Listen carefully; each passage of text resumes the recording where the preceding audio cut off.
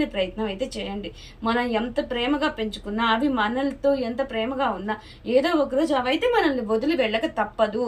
ఆ రోజు నువ్వు బాధపడను అని అంటేనే ఇంటికి తీసుకొస్తానంటూ పిల్లలకి చెప్పగలగాలి. సేమ్ ఇదే సిచ్యుయేషన్ నాకు ఎదురైంది. ఒకరోజు మా పాప చిన్న ఎక్వేరియం ఒకటి కొంటానంటూ గొడవ పెట్టుకుంటే నేను ఇదే చెప్పాను, వద్దు, అవి దూరం అయితే చాలా బాధపడాల్సి వస్తుంది, వద్దమ్మా, నువ్వు చాలా బాధపడతావు, నాకు ఇష్టం లేదు, నేను ఒప్పుకోనంటూ చాలాసేపు ఆర్గ్యుమెంట్స్ జరిగిన తర్వాత మా పాప నాకు ఒక మాట ఇచ్చింది. వాటికి ఏం జరిగినా నేను ఏడవను, నిజంగా బాధపడను మమ్మీ అంటూ చెప్పింది. సరే, తను అంత అడుగుతుంది, తన మాట కూడా ఇచ్చిందని చెప్పేసి చిన్న ఎక్వేరియం, చిన్న చిన్న చేపలు 4 ఉన్నాయి చేపలు ఇంటికి తీసుకొచ్చి ఉంచుకున్నాము. తెచ్చిన 4 రోజుల్లో 2 చేప పిల్లలు చనిపోయాయి. తన చేతులతో తనే తీసుకువెళ్ళి పూడ్చిపెట్టింది. మమ్మీ నీకు మాట ఇచ్చాను చూసావా అంటూ నా కళ్ళలోకి చూసి చెప్పింది. నాకే బాధ అనిపించింది. నేనేం మాట్లాడలేదు, సరే అమ్మా అన్నాను. మిగిలిన 2 చేపలు కూడా సంవత్సరం ఉన్నాయి.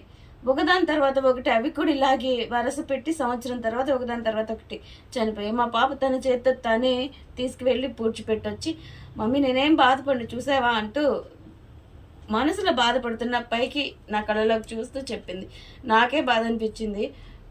అది నేను ఆ రోజు గట్టిగా ఆ అమ్మాయి దగ్గర మాట తీసుకోవడం వల్ల తను ఎక్కువ బాధపడలేదో లేదా బాధను బయటకు చూపించలేదో నాకైతే తెలియదు. కానీ మనమైతే వాళ్ళ మైండ్ సెట్ని కొంచెం ముందుగానే మార్చే వాటిని పెంచే ప్రయత్నం చేయాలి. దయచేసి పేరెంట్స్ జాగ్రత్త. పిల్లలకి మూగజీవాలని అలవాటు చేసేటప్పుడు తగు జాగ్రత్తలు తీసుకోండి. అవి దూరమైనప్పుడు ఇంకా ఎక్కువ జాగ్రత్తలు తీసుకోండి. ఒక్క అరగంట సమయం ఇవ్వలేకపోతున్నారా? పిల్లలకి ఇలా వాటికి ఎడిక్ట్ అయ్యారు. వాటి ఎఫెక్షన్ అనేది మామూలుగా ఉండదు. అది అందరికీ తెలిసింది, మూగజీవాలతో ఉండే బాండింగ్ ఎలా ఉంటుంది.